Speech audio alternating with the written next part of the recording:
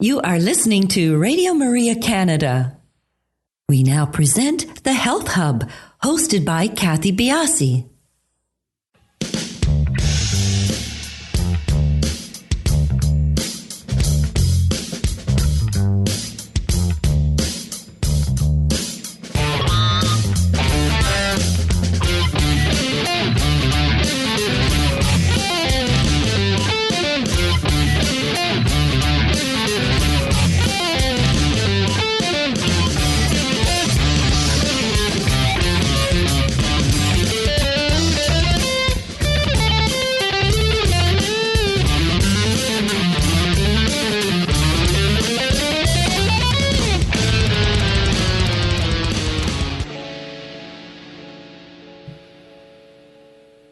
Good morning, everyone, and welcome to the Health Hub. I'm Kathy Biasi, your host, and along with our producer, Alex Diaz, we would like to welcome you to our show this morning.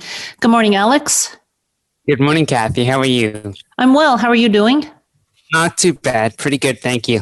I'm actually up at our place up in Blue Mountain here, and I don't recall seeing as much snow as I have in the last few days, so it's got to be about 3 feet of snow that we've had. So it's very, very beautiful, except we're running low on coffee and water. And of the two, coffee is the priority. So hopefully we can get plowed out here and get to the store at least. Yeah, that would be very important. In the morning. Yeah. You know what? We may have to jump on the snowmobile and go up to the local store there. But yeah, it sure is beautiful. But my, oh my. It's a lot of snow. Anyways, and it really fits in with our guest. We're talking to Sarah Hendrickson, who is a world champion ski jumper. So really, it fits into the mode of the show. So I'm just using it as inspiration for when I speak with her.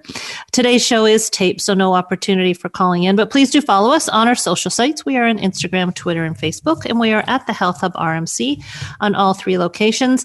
And do please feel free to email us at thh@radiomaria.ca with any questions, concerns, any ideas for shows. We always like to hear from you. And please do subscribe to our podcast. So you don't even have to go search us out. Subscribe once and it'll be delivered right to you. You get notifications when we have our new podcasts up. We are the Health Hub on iTunes, SoundCloud, and all of your favorite podcast platforms. And you can also find our podcast on the Radio Maria Canada website, which is radiomaria.ca, and on my website, which is kathybiasi.com. So a very special guest today. This is an Olympian and World Champion, as I don't think I said Olympian, but she is an Olympian and World Champion. Lovely Sarah Hendrickson. And Sarah is an Olympian and World Champion in the sport of ski jumping. She attended the first ever Olympic Games in Sochi, Russia in 2014, and with bib number 1 became the first ever female to ski jump in an Olympic event. Prior to that event, she won the first ever World Cup event and World Cup overall title in the sport. Although she does not like to be defined by her injuries, a crash in 2013 training for the Olympics severely injured her right knee. But with an intense rehab program, recovered in a short 5 months to qualify for the Olympian team. It's quite a story when you hear it. It's very impressive. Sarah knows her challenges with injuries has taught her a lot about mental toughness, mental health, rehabilitation, and perseverance to return to her passion. And although she has retired from the sport, she remains highly involved on the international level through the International Ski Federation as a 4-year athlete representative for women's ski jumping.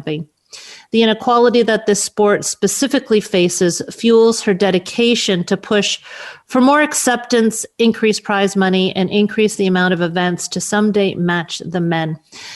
It was just a lovely conversation. She's a beautiful human being, a lovely person to talk with.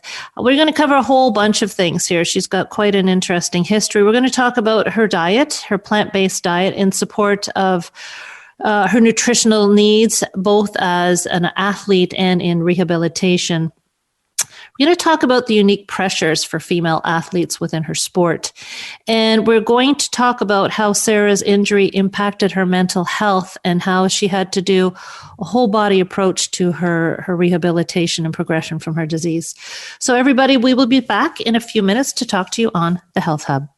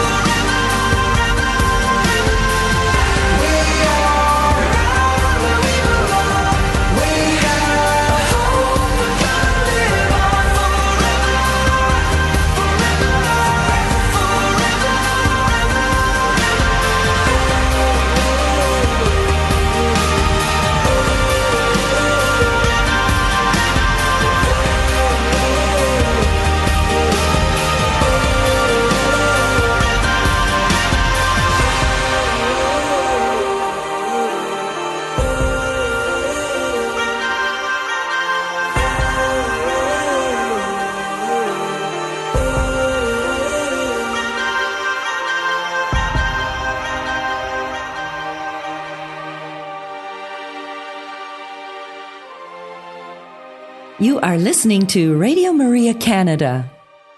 We now continue with the program, The Health Hub, hosted by Kathy Biasi. Welcome back, everybody. As mentioned, today's show is being taped, so no opportunity for calling in, but please do follow us on our social sites. We are the Health Hub on Instagram, Twitter, and Facebook. And again, if you want to email us, we're at thh@radiomaria.ca. If you want to find out more about Sarah, our guest today, you can do so. Or if you have any other ideas for guests, we had one listener call in and had heard a wonderful podcast elsewhere, and we're able to get that guest on our show in the next few weeks. So please do feel free to email us with any suggestions. We'd love to hear from you.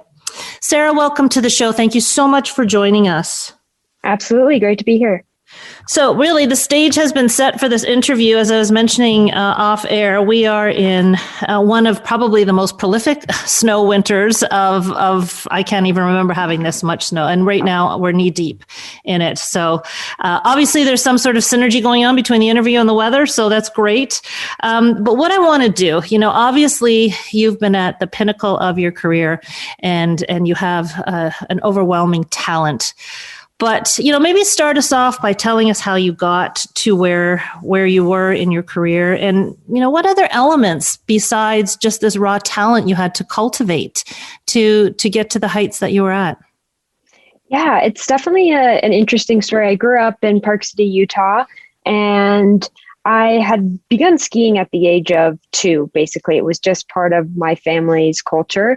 And I had an older brother who was on skis at the age of 2 as well. And so right when I could basically pick up the ski boots, I wanted to be involved with that. So the weekends were always involved going to the ski area and just being outside. And at the age of 7, the Winter Olympics came to my hometown in Park City in 2002. And the Utah Legacy Foundation did like a phenomenal job creating opportunities for kids to try different Olympic sports. And since I had a background in skiing, we got introduced to ski jumping. My brother had tried it a couple winters before through an after-school program. And of course, I was always following in his footsteps. And I always say that I got sick of watching him and sick of waiting for him to get done with training. So my mom decided to put me in the program as well. So at the age of 7, I started ski jumping and watched the Winter Olympics in my backyard and just really fell in love with the sport. It's interesting because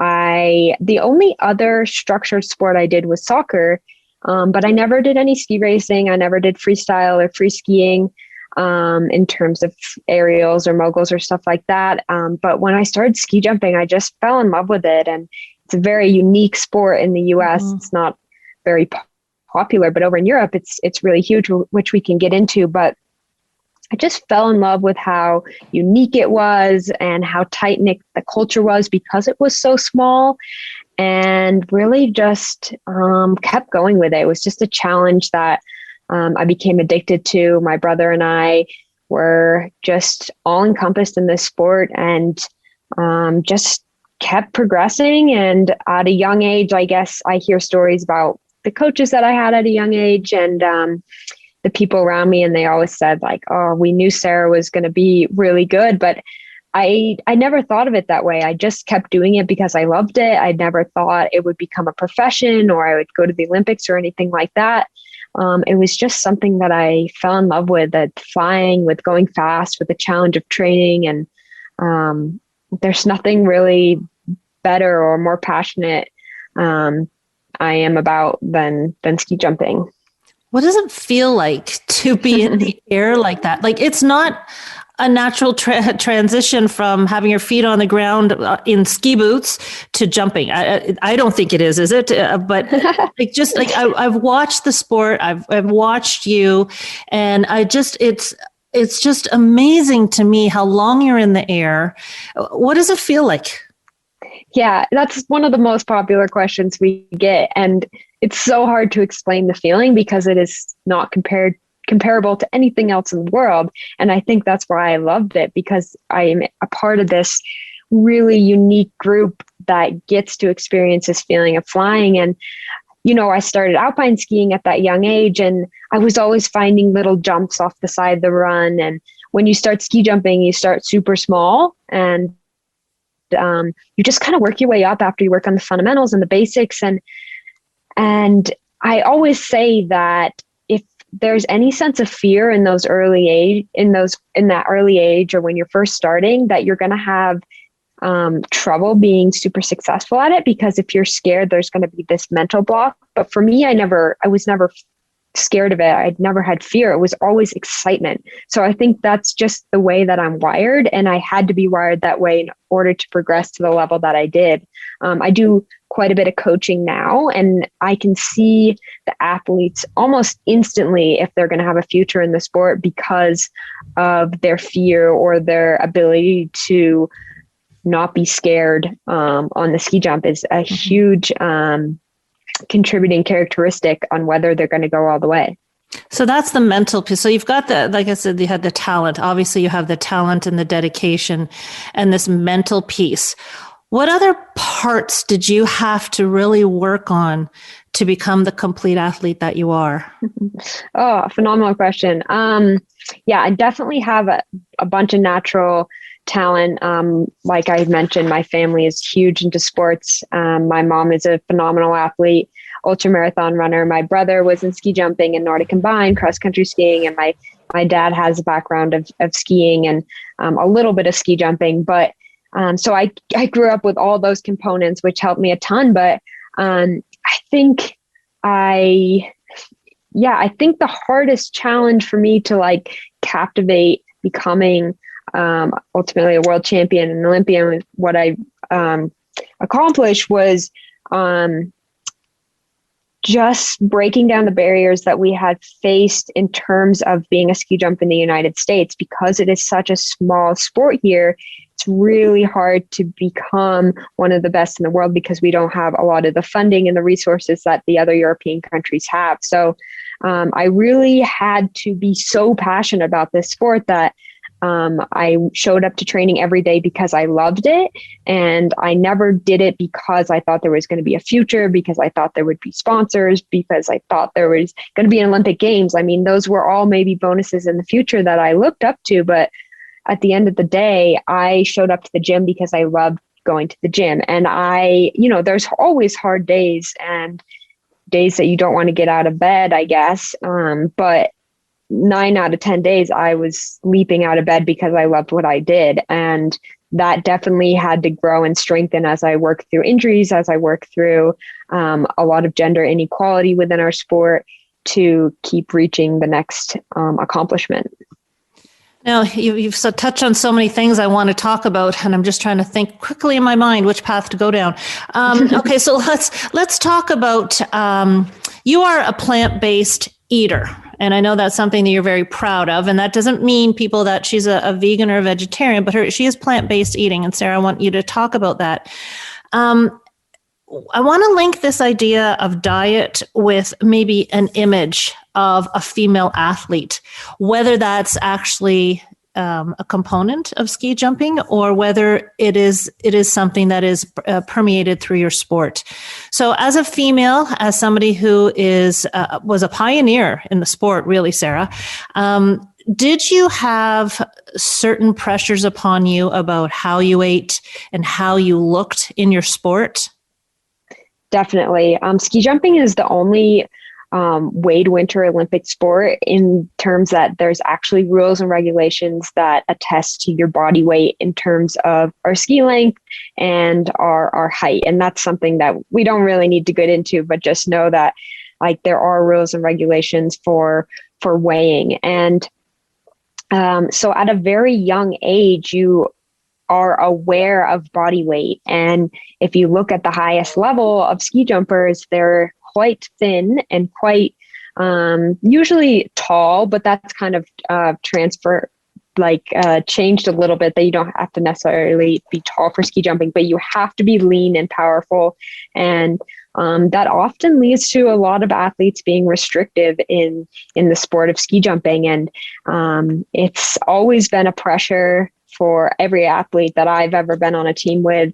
And it's definitely additionally hard being a female athlete, right? I mean, I don't think there's one athlete that on the female side that doesn't really have to think about their body image and everything that they're putting in their body, and not just to perform, but to look good in your uniform or to look good on the top of the podium. I think it's just part of our society and culture now that we become engulfed in those mindsets. So I've been really fortunate that I have a naturally lean body, and a lot of people see me outside of the TV or whatever and say, "Oh my gosh, you're so tiny." And that's kind of how I've always been because I'm my mother's daughter. But it's definitely been a challenge to find that balance between staying strong and healthy with enough body weight and enough body fat.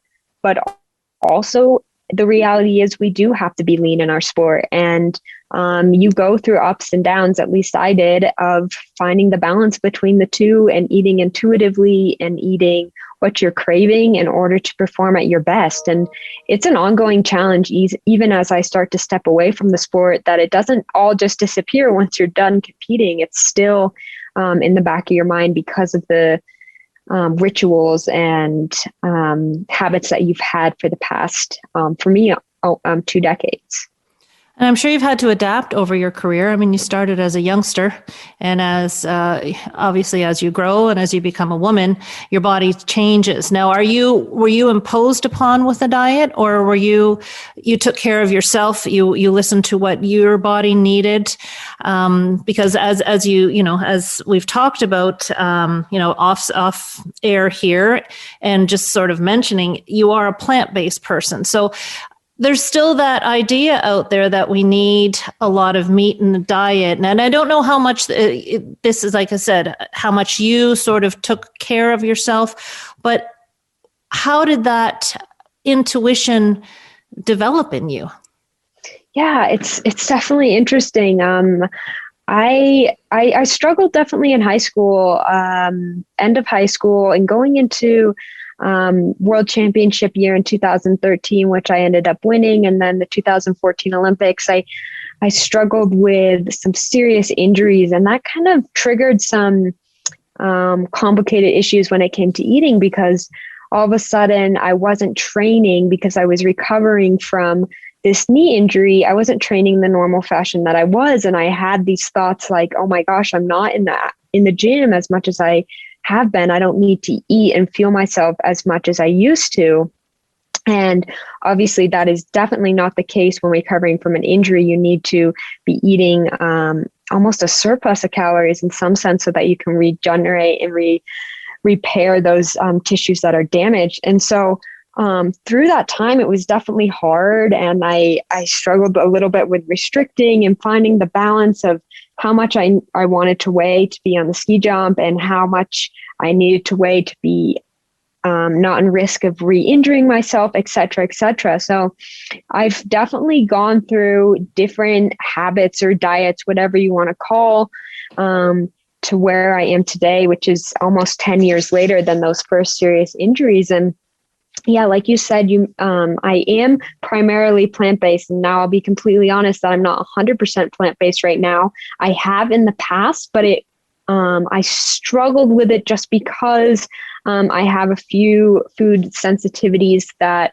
like beans and legumes, that kind of upset my stomach. And so without having those sources of protein, I've had to substitute with some, fish and what else do I? Fish and local game.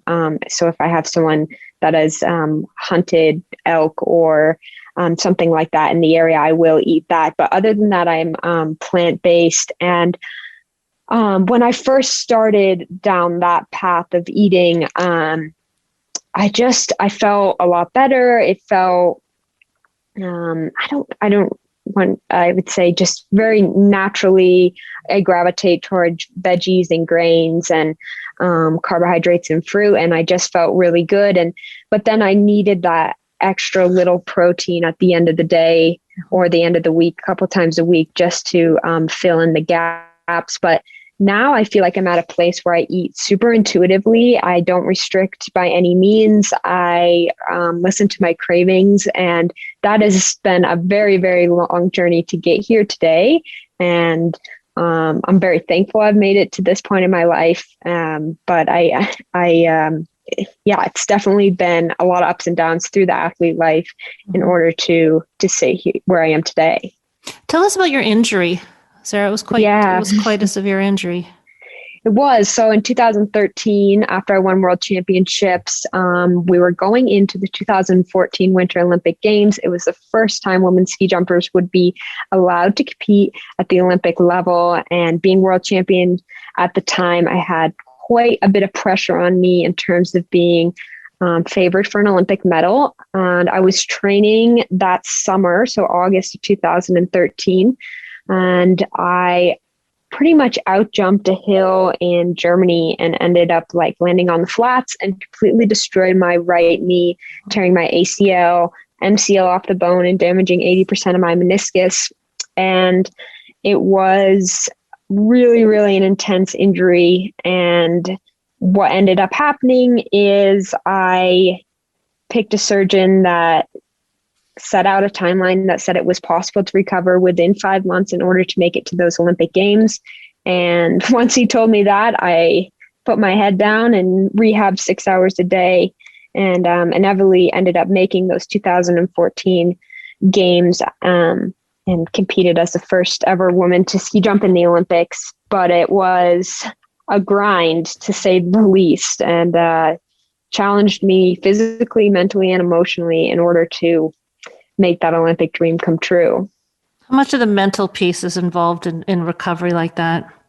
Oh man, I mean, 90%, honestly. The more I learn about recovery from acute injuries like surgeries or even chronic pain, which I do suffer from now, the mental component of it is just all encompassing. It's, we have, our brain is really an amazing factor that we have to deal with. We have to overcome. We fight it on the day-to-day basis. But it was crazy because looking back, I really have no idea how I rehabbed basically a 10 to 12 month recovery in 5 months to qualify for the Games.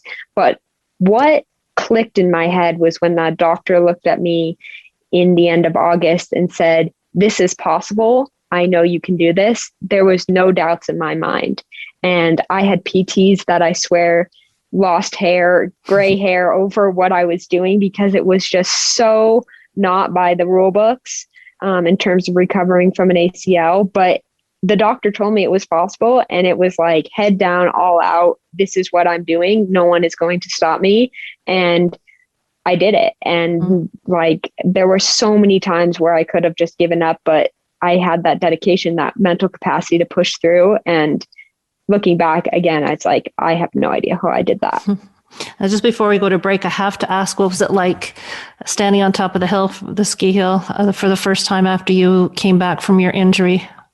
From that injury, it was actually okay because I was so excited. I was so in love with the sport that all I wanted to do, all I pictured myself through all those rehab days was just, one, walking into opening ceremonies, and two, being able to be at the top of the ski jump again. And it still gives me goosebumps to just think about that moment and how hard I worked day in and day out to get to that point. And when you set those goals and accomplish them, even with tragedy, it's an amazing feeling. And there's what separates you from the rest of us, right? I mean, that mental space is just the fortitude of dealing with your mind. It's outstanding. Everyone, we're going to take a quick break and we'll be back to talk more with Sarah.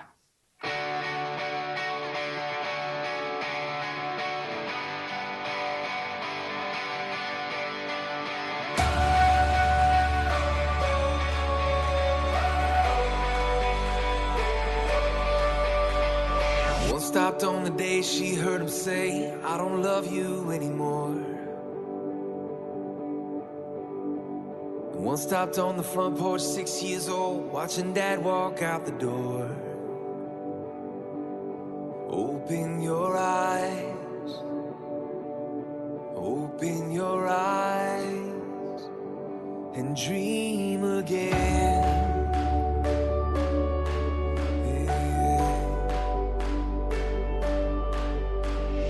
One stopped when the doctor said you'll never have a baby of your own.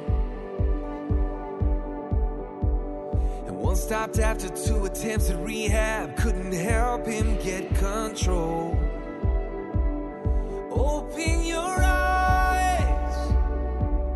Open your eyes and dream again.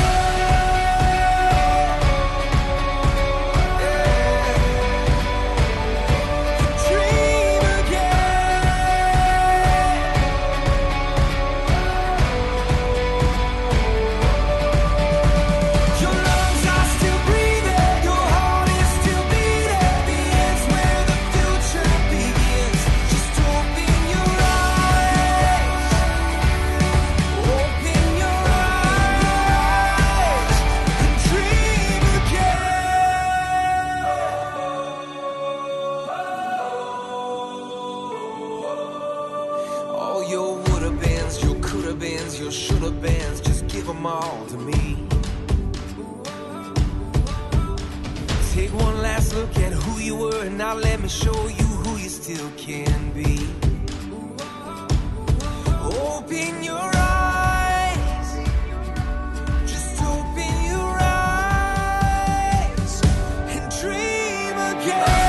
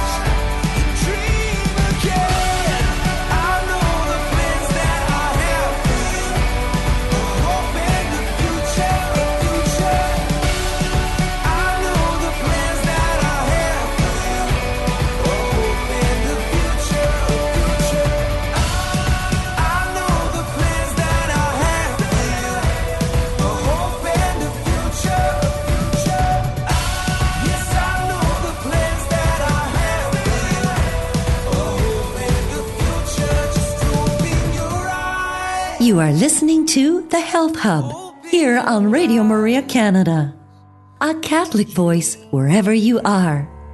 To contact us and be a part of the show, email thh@radiomaria.ca. We now continue with the program. Here once again is your host, Kathy Biasi. Welcome back, everybody. We're talking with Sarah Hendrickson, and we're going to continue here, Sarah, talking just about your life, because your life is inspiring in so many ways, right? You've had this injury, you're at the top of your game in sport, you've dealt with so much. So now let's just follow that path, right? You're transitioning out of sport. How did that change your mindset, the way you live your daily life? Was it a tough go? Yeah, it's definitely been interesting. Deciding to kind of step away. And after the 2018 Olympics, so I competed in 2014 and then actually had another injury between those two Olympics, but came back, competed in 2018, and then decided to step away, go to school a little bit. And then inevitably I wanted to come back, but was presented with a back injury that ended up in surgery. And then with this pandemic and with my body just kind of deciding it was quite tired, I've kind of stepped away from the sport, continued to be dedicated to my education, which I'm very, very passionate about. And I'm a personal trainer on the side. And yeah, officially I've applied for nursing school. So that is the next step on my docket, hopefully, if I get in. Oh, congratulations and all the best. I hope you do. Are you still involved in the sport at all? Definitely. Yeah, I am part of the FIS Athlete Commission. So FIS is International Ski Federation. So it hosts all the events from alpine skiing, freestyle, ski jumping, Nordic. And I am one of the 12 athletes from around the world that represents my sport on the female side. And the unique thing about women's ski jumping is our gender inequality that we still face highly today. As I mentioned, 2014 was the first time women were allowed in the Olympics, which is great, grand, and wonderful. But now we still have a huge gender pay gap. We make less than 30% of what the men make. We have about a third of the events that the men make. And so my next passion has been pushing on the political and equality side of the sport in order to get these differences a little bit less, because it is really, really important to me that all those females have the same opportunities that the men do. What's the blockage there? A lot of tradition. It was historically a male sport, which now that I say that out loud, it's like, well, most sports were generally exactly. male. We're seeing this on the American soccer team as well. You've got some strong voices speaking out there. So why now? Yeah, it just, the progression over the last 10 years with women's ski jumping has been astronomical. It's really, really impressive. We have, just to throw out some numbers, last 2 weekends ago, there was a World Cup for women's ski jumpers, and we had 83 girls there. And the men also had a competition that weekend in a different location, and they had 53. So I think we always got the pushback that we don't have enough competitors, we don't have enough nations, we don't have a high enough level. And just the excuses upon excuses that we've heard throughout the years are very repetitive, but it is going in the right direction. But I remain in the sport to keep pushing it because it needs to be pushed. Otherwise, a lot of the European men that run our sport would not be giving us any events. And I'm there to stand up and represent the athletes to make it more fair. Is this all tied up in sponsorship money? It has to do with media money, sponsorship money, TV rights. At the end of the day, a lot of it comes down to financial issues. And I get that, but also there's sports within the FIS Federation that the women do way less way less technical tricks, say on the freestyle side of things, and yet they are gender equal within the pay. So we are the only sport that is not gender equal within the pay. And so it's like, if they are equal, then we should be equal too. So there are excuses after excuses, but at the end of the day, we need the support in order to grow our audience and to make the media attention more prevalent. Have you seen a big change, or is it still too small for you in the way women have progressed in the sport? Do you see not even just from this political space, but even in the athleticism in the sport? Have you seen it change a lot since you first started? Oh yeah, definitely. I mean, when I was trying to come back from these injuries, I was winning a lot in 2011, 2012, 2013, and coming back from these injuries were so hard because I was coming back to my previous level, but the sport on the female side was growing so much that I couldn't catch up anymore.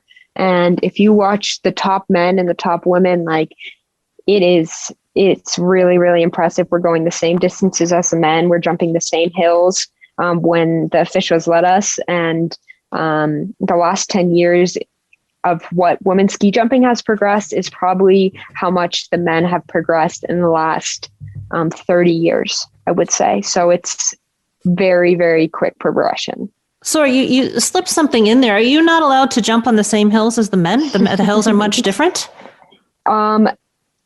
There's two sides to that. So traditionally, there's two events in the Olympics. There's the K90, also known as the normal hill, and the K120, known as the large hill. Right now, women are only allowed to jump on the large hill only the small hill in the Olympics. So we only have one event in the Olympics where the men have three. There are some World Cups that are on large hills for women, but it's about, it's maybe 30% of the overall amount of World Cups are on large hills compared to small hills. So we train on large hills all the time because we enjoy it and we like going off the bigger hills, but FIS kind of has been slow to allow us to jump on those larger hills. Additionally, there's something called ski flying, which is hills over 120 meters. So the largest hill in the world is 200 meters large, and they will not let female ski jumpers jump off that. Is this idea of protecting you? What is the reasoning behind it? No, you nailed it. There's safety discussions. which in the past I could kind of understand, but we've been comparing the level of women ski jumpers to what the men looked like when they were ski flying back in the 80s. And we are way, way, way safer than some of those jumpers that were taking place back then. So it's just any excuse that they can come up with to kind of brush us under the rug. Interesting. Are you working directly with female skiers? Are you training them? I do a development camp in the summer with a group of young ladies that are the age of about 13 to 16. And I really enjoyed that. I don't coach full time, but I do try and give back to the small development groups when I can. And so if you were to teach you at this younger age, what would you tell yourself? What would you do differently? Where's your wisdom taking you at your ripe old age right now? Ooh, I wouldn't do a lot different in terms of, I think there's a few things that I would tell myself to chill out about, such as maybe some of those eating things, to be a little bit more conscientious of not obsessing over the health of that. But I had so much passion and love for the sport, and that's really what took me to the next level. And so when I work with these young girls, I try and advocate for them to be in multi-sport, to do fun trainings. Don't feel like you have to grind at the gym for X amount of hours a week. It doesn't matter if you're going out for a mountain bike ride or a trail run with your mom or rollerblading or whatever it is to just get you outside and stay active can be really, really important down the road with ski jumping, as it creates this multi-dimensional athlete that I was really fortunate to grow up in. The science of the sport must be changing too. I mean, we're just every single day, there's got to be some progression in the science aspect of it. So is that something that you had a lot of, or is that something that you're really seeing is a burgeoning part of what's going on in ski jumping? That's an interesting question. I would say definitely the equipment has changed a lot. And that's one of the things that is hard as a small nation in the sport, such as the US, because we don't have as much money to put into those equipment changes, whereas countries that get government funding, such as like Germany, Austria, Norway, they have a lot of money to develop into new suit material, into testing new boots and skis and stuff like that. And that's where we can really fall behind. But I don't know. It's an interesting question, because I think there are definitely other sports that are progressing on that technical manner a little bit quicker. But I would say the one thing that stands out to me is the equipment and making it lighter and faster. Were you involved in a whole bunch of different sports while you were into your intense training? And if not, would you go back and do it that way, just to sort of free up your mind from the intensity? I always had other sports. I played soccer through high school up until about a year before I won world championships, which was phenomenal. You know, it connected me with people my age. It connected me to a team sport, which I loved. And then I always loved the gym. So I never felt like I needed separation from there, because I was never burnt out from it. But I road bike, I mountain bike, I trail run. I learned I learned a lot of yoga. I learned, always alpine skiing, Pilates, just kind of dabbling in a little bit of everything. So like you said, it doesn't get too stagnant. What are you doing now to keep yourself in shape? Oh, everything. Don't tell me you're sitting on the couch. No way. Nope. And that's where it comes back to my love for movement and exercise. I do it for my body and my mind. And, you know, as a social activity with my friends, it's so ingrained in me that it never feels like a chore. So I trail run, I alpine ski, I ski tour, I mountain bike, I road bike, I do yoga, I swim every week, like just anything I can get my hands on. And that multi-movement, working all types of muscles is so important, because it just creates this full body strength that works with your mind and the physical aspects of everything. Very interesting. And your diet's the same, I'm assuming?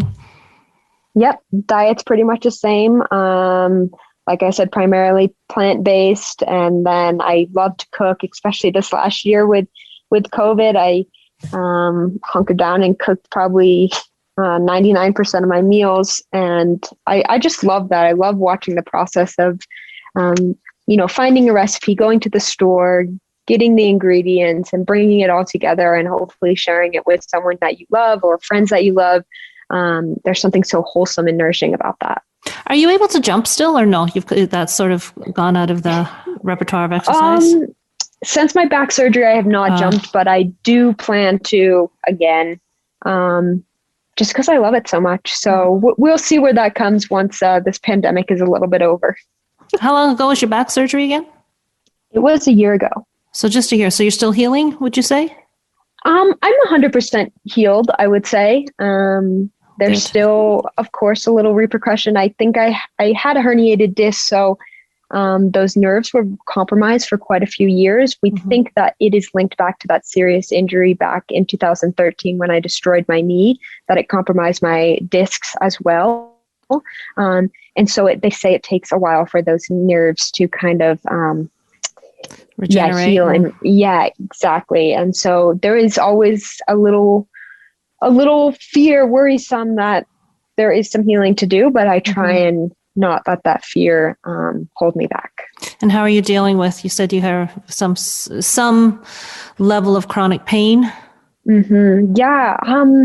With my knees, since I've had 6 knee surgeries and then the back surgery, I've had 6. Yeah. Not all major ones. But really the way that I deal with it is through educating myself on how our brain processes pain. And a lot of it comes down to emotional trauma or fear catastrophizing cycle within our brain. I've listened to a lot of podcasts. I use an app called Curable that just brings us back to why are we in pain, and if it is linked to tissue damage or if it's linked to our neural mapping of our nerves and sympathetic nervous system that is stressing us out. And so it's sending these pain signals. So I feel like I'm on top of my chronic pain, but it's taken a long time to get there. Did you feel traumatized by your fall and your injury? Definitely. You did, Definitely. But you had no trouble getting back up on those skis and jumping again. No, and in the short term, I was not traumatized. And saying this out loud is kind of interesting, but that short term, I was so focused on my goal that I pushed all that junk out. But then, as I tore my ACL, I ended up tearing that same ACL again a couple of years later. Then that trauma started coming back, and that's where I started seeing this chronic pain and these habits forming in my head of the fear and of not being able to push past the quote unquote pain, even though I was technically healed. It's amazing the link between the mind and the body. We can come back to this conversation so many times and how we hold pain and fear in our body. Sarah, it's been wonderful, wonderful talking to you. You're such an inspiration for so many people. And I really do appreciate you taking the time to be with us today. Yeah, absolutely. Love talking about it. Great questions. And hopefully someone can learn something from this. That's what I hope. Now, do you have any social media that people can connect to you with? Yeah, absolutely. I'm on pretty active on Facebook and Instagram. My Instagram is SC Hendrickson. My middle name is Catherine. So that's what the C stands for. Yeah. And follow me on there. I post a lot about skiing and working out, stuff like that. And I would love to connect with anybody with questions. Reach out, please. Wonderful. Thank you again so much for joining us today. Absolutely. Thank you. And everybody, we'll talk to you next week on The Health Hub.